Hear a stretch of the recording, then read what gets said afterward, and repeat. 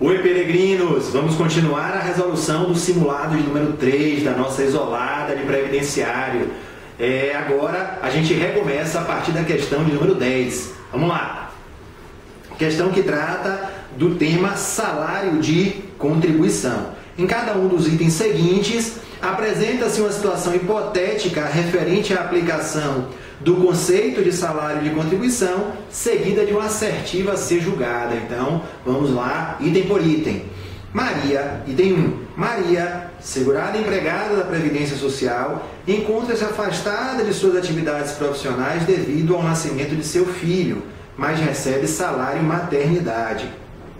Nessa situação, apesar de ser um benefício previdenciário, o salário maternidade que Maria recebe é considerado salário de contribuição para efeito de incidência verdadeiro. O salário maternidade é o único dos benefícios oferecidos pelo regime geral de previdência social que integra o salário de contribuição. Lembre-se disso, o salário maternidade integra o salário de contribuição. Item 1, portanto, está correto. Olha o item 2. O segurado especial, além da obrigação de contribuir com a alíquota de 2,1% sobre a receita bruta da comercialização da produção rural, deve contribuir obrigatoriamente na forma do segurado contribuinte individual.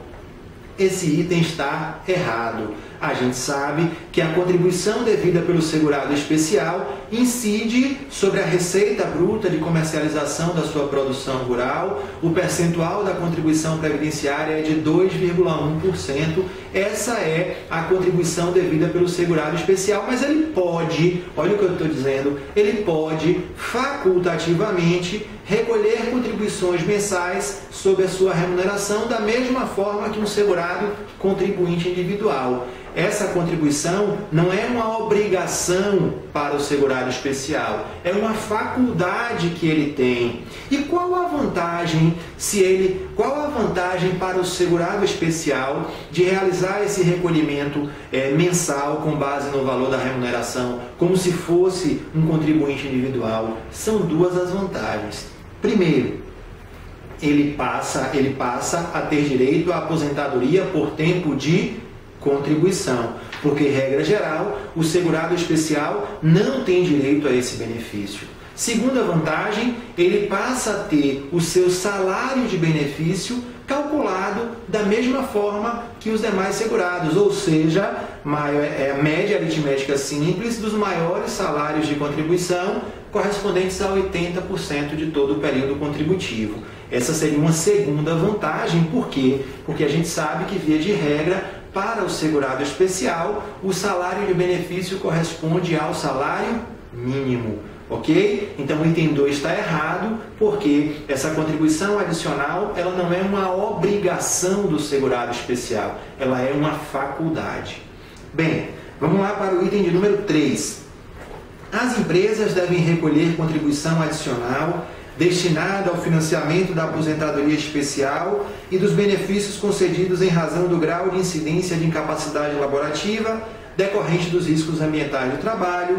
Para esse caso, aplicam-se os percentuais de 1%, 2% ou 3%, de acordo com a classificação do risco de acidente do trabalho em leve, médio ou grave, que incidem sobre o total da remuneração paga devida ou creditada a qualquer título no decorrer do mês, ao empregado e ao trabalhador avulso.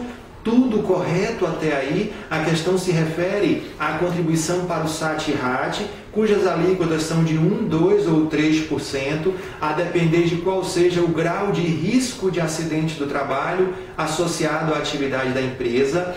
Essa contribuição incide sobre a remuneração paga a todos os empregados e trabalhadores avulsos a serviço da empresa.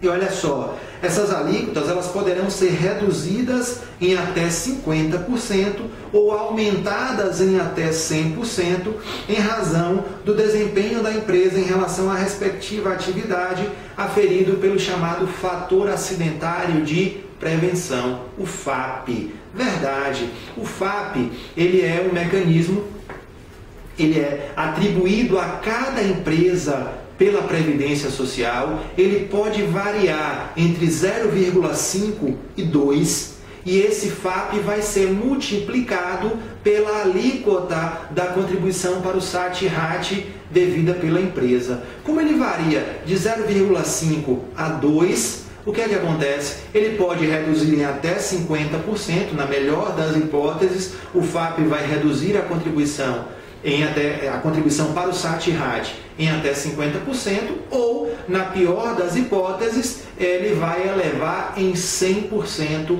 a alíquota de contribuição da empresa para o SAT-RAT.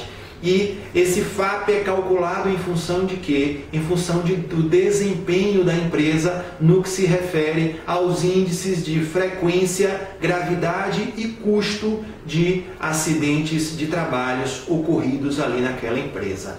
Item 3, portanto, está correto. Olha aí o item 4. A norma constitucional estabelece que os benefícios do RGPS devem ser reajustados para preservar-lhes em caráter permanente o valor real. Em consonância com essa norma, o legislador ordinário estabeleceu que esses benefícios devem ser reajustados anualmente, utilizando-se o mesmo índice de reajuste do salário mínimo. Essa aí está tranquila, você sabe que isso está errado. De acordo com a lei, de acordo com a Constituição, os benefícios previdenciários devem ser periodicamente reajustados nos termos da lei para que tenham preservado o chamado valor real, ok? Mas a Lei 8.213, lá no artigo 41A, ela definiu que o índice utilizado para a correção dos benefícios previdenciários é a variação integral do INPC, o Índice Nacional de Preços ao Consumidor. Portanto, o item 4 está errado, ficamos aí como gabarito a letra B de bola. Por quê? Porque estão corretos os itens 1 e 3. Vamos lá para a questão de número 11. A gratificação natalina integra o... Então, questão de número 11, olha só. Analise as assertivas abaixo e assinale a alternativa correta. Vamos lá. A gratificação natalina integra o salário de contribuição, inclusive para fins de cálculo do salário de benefício. Está errado. A gente sabe, gratificação natalina é o mesmo que 13º salário. O 13º salário integra o salário de contribuição. Sobre ele incide contribuição previdenciária. Porém, ele não é utilizado no cálculo do salário de benefício. Na hora que a gente vai fazer aquela média aritmética simples dos maiores salários de contribuição, o 13º não vai ser computado ali. Portanto, o item 1 está errado. Item 2. Salário de contribuição é um instituto de direito previdenciário inaplicável ao segurado facultativo que não exerce atividade remunerada. Também está errado, porque o artigo 28 da Lei 8.212 expressamente afirma que para o segurado facultativo, o salário de contribuição corresponde ao valor declarado. Então, é um conceito que se aplica ao segurado facultativo. Item 2 está errado. Olha aí o item 3. O servidor público ocupante de cargo efetivo filiado ao regime próprio de previdência social não pode se filiar ao RGPS na qualidade de segurado facultativo. Até aí, absolutamente verdadeiro. Essa vedação, inclusive, está prevista lá no texto constitucional. Mas o próprio regulamento da Previdência, lá no parágrafo 2º do artigo 11, ele traz uma exceçãozinha. Ele vai dizer o seguinte, olha, exceto no caso de afastamento sem vencimentos e desde que não seja permitida nessa condição a contribuição ao respectivo regime próprio. Então, o servidor público que estiver em licença sem vencimentos e, nessa condição, ele não puder efetuar contribuições para o regime próprio, nesta hipótese específica, ele poderá recolher contribuições durante esse período em que estiver em licença sem vencimentos, ele poderá recolher contribuições para o RGPS na condição de segurado facultativo. Essa exceção está lá no parágrafo 2º do artigo 11 do Regulamento da Previdência Social. E, por fim, De acordo com a legislação previdenciária, os profissionais liberais que contratam empregados têm as mesmas obrigações das empresas, sendo responsáveis pelo desconto e recolhimento das contribuições previdenciárias dos seus empregados. Verdade, nós já vimos que esses profissionais liberais são equiparados à empresa em relação aos segurados que lhe prestam serviços, lá pelo artigo 15 da Lei 8.212. Então, questão de número 11 ficou como gabarito a letra E, pois estão corretos os itens 3 e 4. Olha aí a questão de número 12. A questão de número 12, ela trata das modificações introduzidas na Lei 8.213 pela Lei de número 13.063, lei bem recente, agora do finalzinho do ano de 2014. Vamos a elas.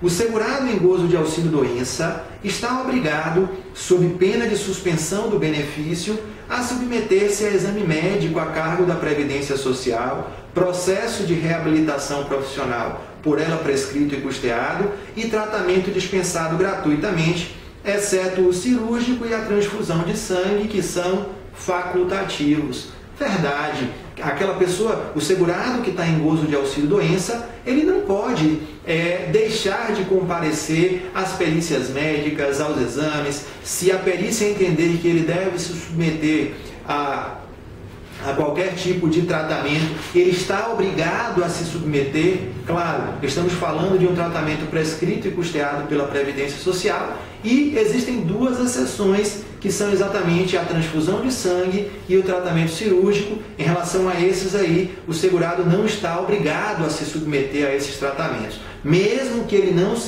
se submeta a esses tratamentos, o benefício auxílio-doença dele não vai ser suspenso. Alternativa, item 1, portanto, está correto.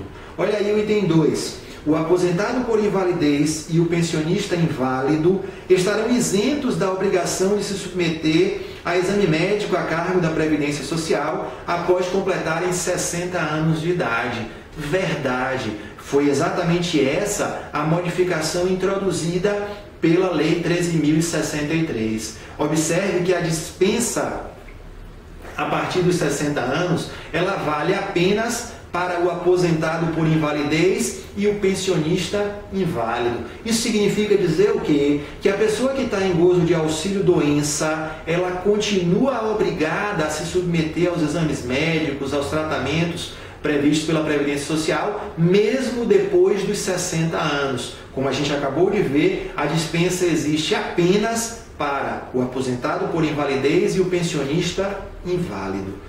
Portanto, os itens 1 e 2 estão corretos. Olha lá o item 3. A isenção dos maiores de 60 anos da obrigação de se submeter a exame aplica-se até mesmo na hipótese em que este tenha como finalidade verificar a necessidade de assistência permanente de outra pessoa para a concessão do acréscimo de 25%. Falso. Se o segurado passou a necessitar da assistência permanente de outra pessoa e faz jus ao adicional de 25% na sua aposentadoria por invalidez, essa situação precisa ser verificada pela perícia médica do INSS. Nesse caso, ele não estaria dispensado de se submeter ao exame. Portanto, o item 3 está errado. Olha aí o item 4. O pensionista inválido maior de 60 anos que se julgar apto a retornar ao trabalho, ele está isento da obrigação de se submeter a exame médico a cargo da Previdência Social. Errado também. Se o aposentado por invalidez ou pensionista inválido, se eles se julgam aptos a retornar ao trabalho, eles devem requerer uma nova perícia médica.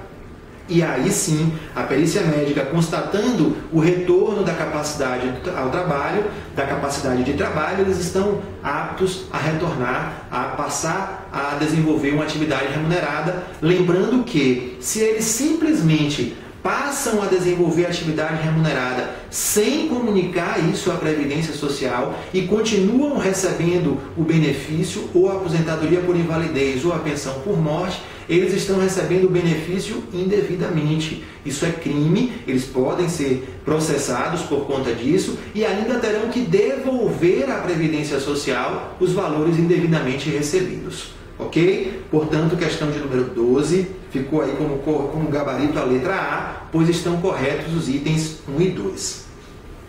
Olha aí a questão de número 13. São consideradas como acidentes do trabalho, mesmo recebendo o mesmo tratamento legal. Essa questão ela vai trazer a definição da doença profissional e da doença do trabalho, que estão lá, essas duas definições nos incisos 1 e 2 do artigo 20 da Lei 8.213. Questão, portanto, o item 1, portanto, está correto. Olha aí o item 2. São segurados facultativos o maior de 16 anos, a dona de casa, o brasileiro que acompanha cônjuge que presta serviço no exterior, o estagiário regular, o trabalhador avulso. Errado. O trabalhador avulso é segurado obrigatório. E sendo segurado obrigatório, ele não pode ser facultativo. Item 2, portanto, está falso. Olha aí o item 3. Considera-se empregadora a entidade familiar que admite empregado doméstico a seu serviço com ou sem finalidade lucrativa. Claro que esse item está errado. Você sabe que o empregado doméstico, ele desenvolve as suas atividades sempre sem finalidade lucrativa. O empregado doméstico, ele não pode exercer atividade com finalidade lucrativa. Caso isso aconteça, ele passa a ser simplesmente empregado. Ele deixa de ser um empregado doméstico, passa a ser um empregado. E olha aí o item 4, a contribuição do empregado doméstico destinada à Seguridade Social é de 9%. Você sabe que isso está errado, porque a contribuição devida pelos segurados, empregado doméstico e trabalhador avulso, ela é de 8%, 9% ou 11%, a depender de qual seja o valor do seu salário de contribuição. Portanto, na questão de número 13, o gabarito é a letra C, porque apenas o item 1 está correto. Vamos para a questão de número 14.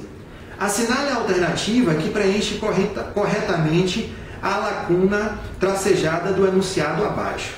Considerando que o acesso aos direitos previdenciários ocorre pela condição de segurado da Previdência Social, corresponde ao número mínimo de contribuições mensais indispensáveis para que o benefício faça jus ao benefício, consideradas a partir do transcurso do primeiro dia dos meses de sua competência.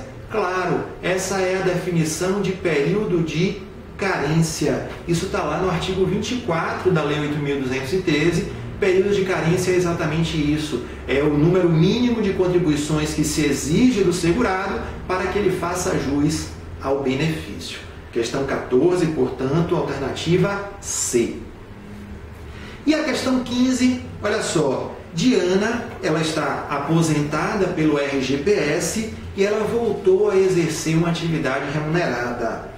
Ocorre que, em razão de uma doença comum que a incapacitou para o trabalho, ela se afastou por 120 dias consecutivos e engravidou.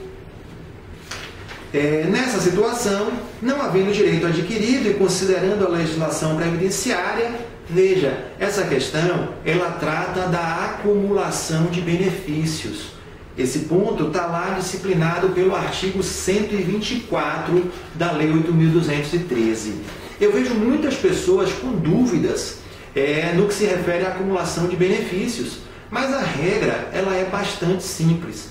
Vamos lá, a acumulação é permitida, salvo naquelas situações expressamente mencionadas pela lei. Então, se eu quero saber se a acumulação é possível ou não, eu consulto o artigo 124 da Lei 8.213. Por quê? Porque ali estão expressas as situações onde a acumulação não é permitida. Nos demais casos, a acumulação será permitida. No caso de Diana, veja, está lá expresso que ela não pode, o artigo 124 afirma de modo expresso que não é possível acumular aposentadoria com auxílio doença. Então, ela não poderia receber o auxílio doença. Mas o artigo 124 nada fala a respeito da acumulação de aposentadoria com salário maternidade.